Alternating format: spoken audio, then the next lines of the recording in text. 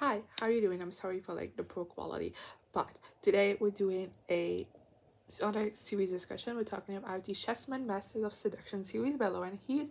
This is a trilogy of companion historical romances, adult historical romances. I have really enjoyed reading, so I thought it'd be fun to talk to you about them. Now that the entire series is finished, I've read all of them. And yeah, because this is a companion series, I do not have an overall synopsis for the series. The synopsis is friends falling in love, not with each other. Important. If you've never seen one of my series discussions before, just know that they are entirely spoiler free, so if you've not read any of these books, you won't be spoiled. And let's just get into my ranking of this series.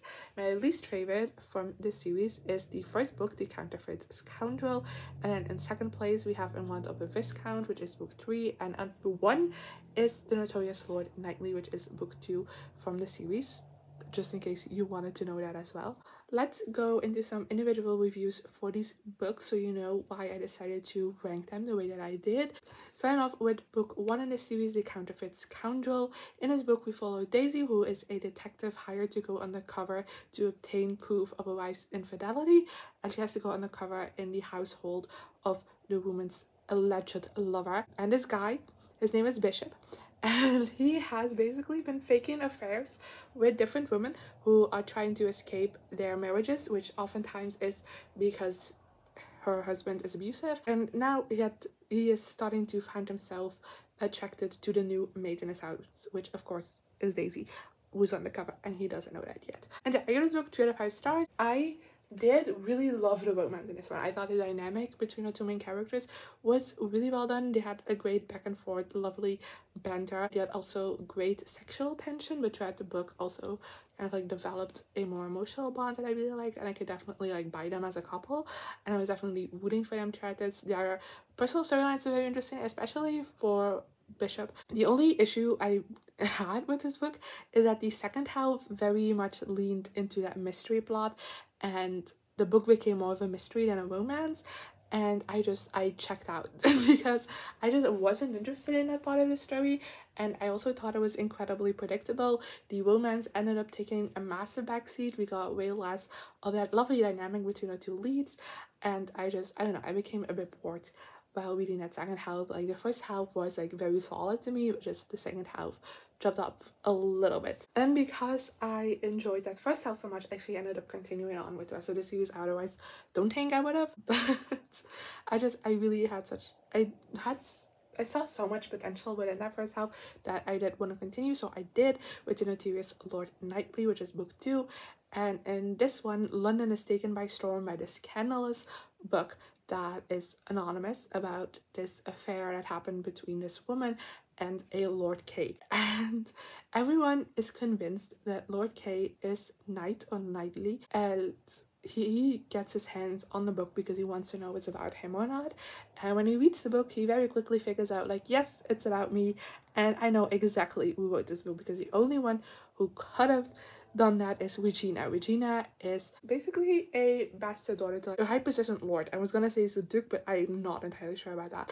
And like years and years ago, she was introduced, like had a season of father like gave her that, even though she wasn't a legitimate child. And during this time, she and Knight fell in love. And what ended up happening is Knight left her at the altar, which put her in even more shame than she already was on her by being a legitimate child. And she like fled the country, and now years later she's back and she's trying to make a match to ensure a better future for her and her child, because she does have a kid now. So when Knight figures out that the book is about him and that it has to be Regina who wrote it, he kind of goes to her and it's like, hey, people are already figuring out that this is me, who this book is about, so they'll figure out that you are the author like pretty soon as well. The only way you can kind of like distract the people is if we like become friends, because like everyone thinks the author absolutely hates like the Lord K in real life. So like if we are like very good friends and everything, like the suspicion will be of your case. And she ends up going with that because she can't afford any other scandal, because she needs to marry. And yeah, of course they fall in love again. What else did you expect? I give this book 4 out of 5 stars. I fucking ate this book up. I read this so quickly. I was pulled in from start to finish, and this book just did not let me go. I really loved the characters, and I thought their personal journeys were very interesting. Again, I feel like just like the concept of both of their personal journeys is very interesting. I didn't really touch on Knight's storyline, but I feel like we delve into that more like later on in the book, so it might be just a tad spoilery, so I don't want to. But those setups were very interesting, and like especially when it comes to Regina's side, it's very different from what I typically have read in historical romances before, so that's something I really enjoyed. I also just adored their romance. It felt very bittersweet because they did hurt each other. Like, he definitely hurt her really badly, like back in the day, and he has to go for that. He has to make up for that. I also really loved that we got flashback chapters to back when they were first falling in love, and we got to see play out what actually happened between them. I thought that was really interesting as well, and I loved that aspect to it. It wasn't too much, it was just perfectly included, and I liked it. I didn't adore this book. That's my main reason why it isn't a 5-star. It just didn't feel like a 5-star. Next, we have In Went Over Viscount, which is the last book and also got released in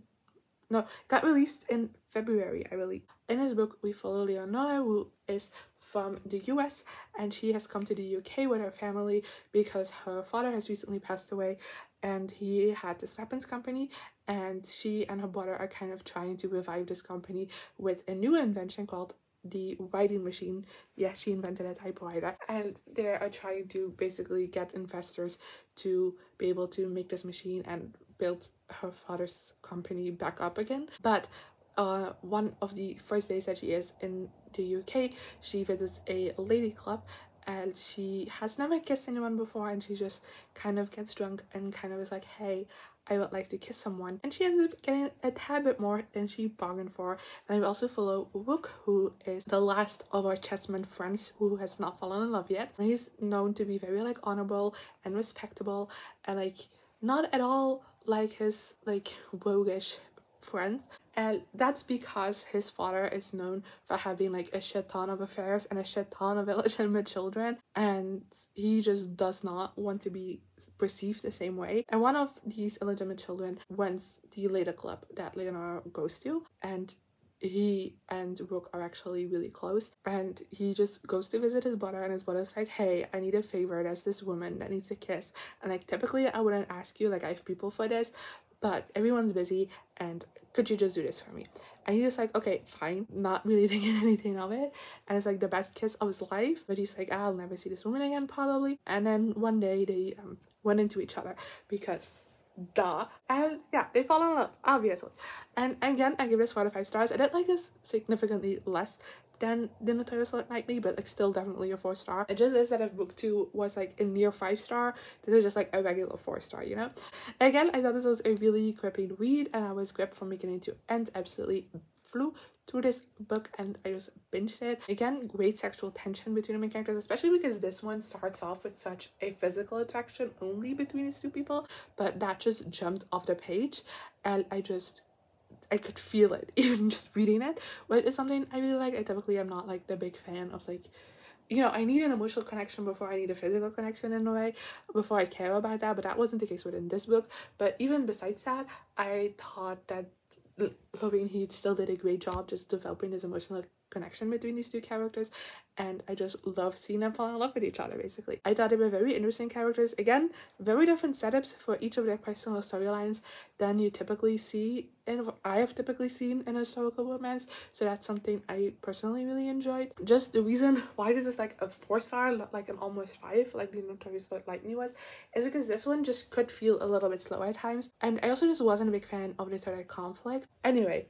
let's just go to my overall thoughts on the series. I feel like I've talked about each book in length already. So yeah, each book in the series obviously contains really hot romances with great sexual tension, but also great emotional development. Like, most of the time when I see books that have like great sexual tension or anything, it kind of gets ruined for me because there's never any emotional connection or like romantic connection, and that definitely happened within these books. Also, I thought this series just had very interesting characters, not just when it came to our main characters who had very interesting personal storylines of their own, but also when it came to some of the side characters. I thought it was all very interesting, and I generally thought these people were interesting people and very lively, and that I really like that. I also just really loved the friendship between the different chessmen throughout the series. Each book is also so different, but they're all really fun, really good books that I definitely recommend. It's just that I personally wasn't the biggest fan of the mystery storyline within the first book, but like if you do like mysteries within your romances, that might appeal to you a bit more than some of the other books. Very, very compelling writing. I did not want to put these books down at once